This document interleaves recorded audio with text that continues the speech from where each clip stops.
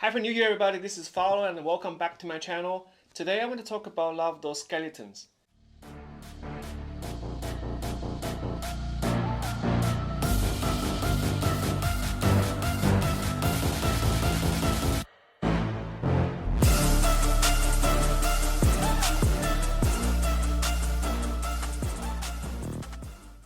The value of skeletons are usually underestimated, particularly by most first-time buyers, because from all the available promotional materials online, you don't really see the skeletons.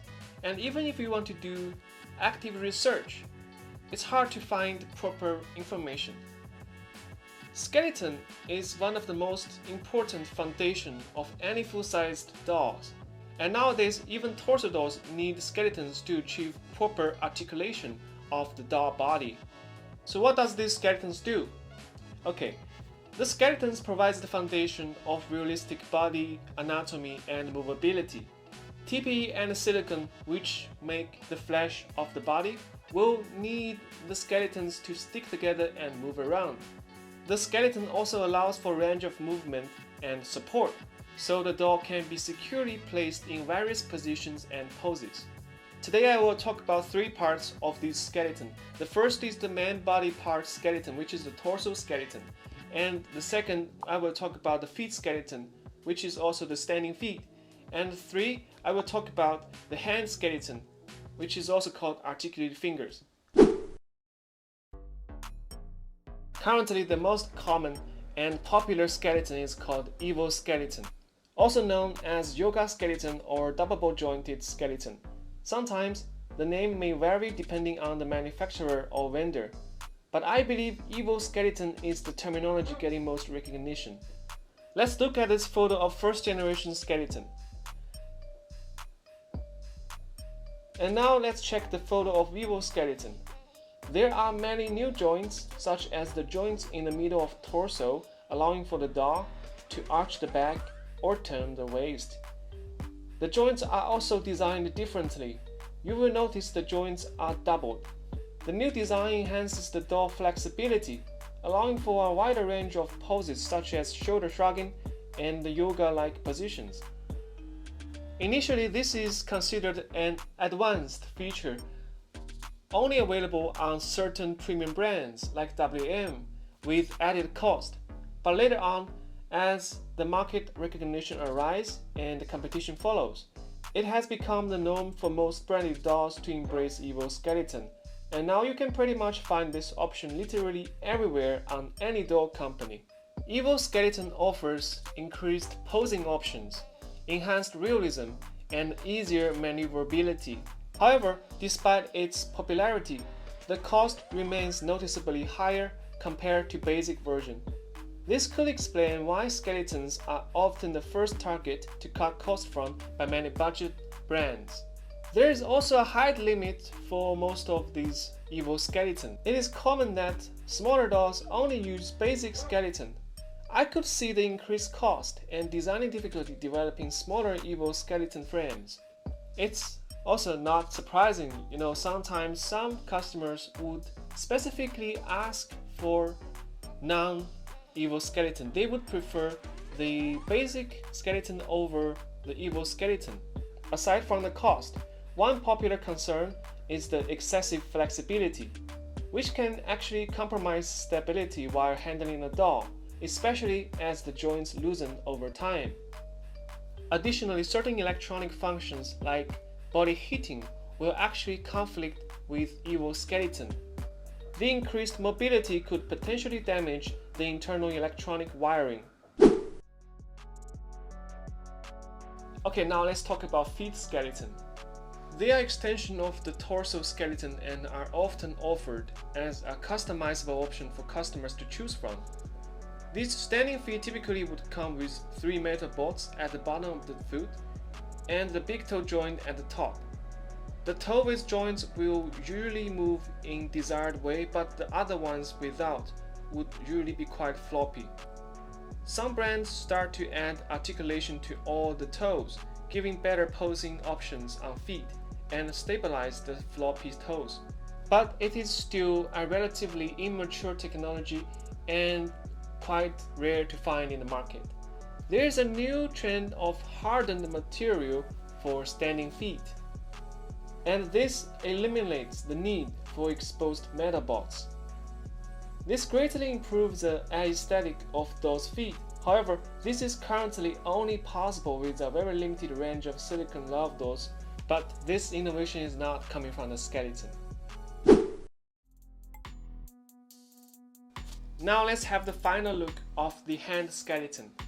If you ask me what's the current most popular hand skeleton in the market, I would definitely say articulated fingers. And this is also considered the second generation fingers. What's the first generation finger?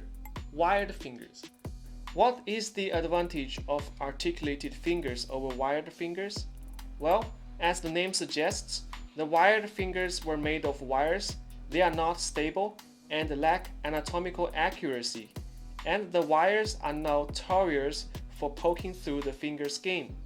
In one of my previous doll review videos, I actually demonstrated a doll with wired fingers, and in that video you will see how the hand with wire finger would move in a very unnatural way.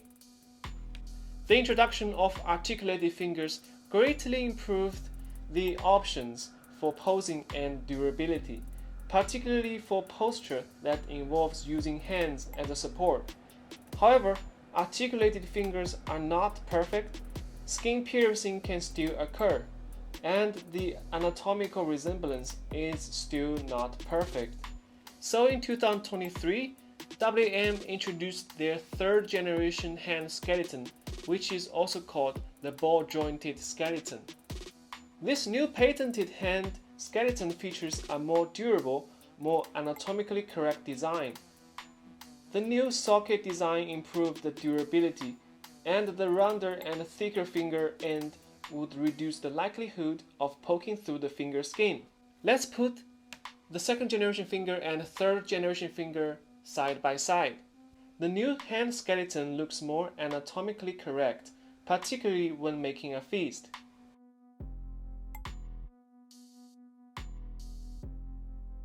However, you will notice the new skeleton kind of falls short when parting the fingers.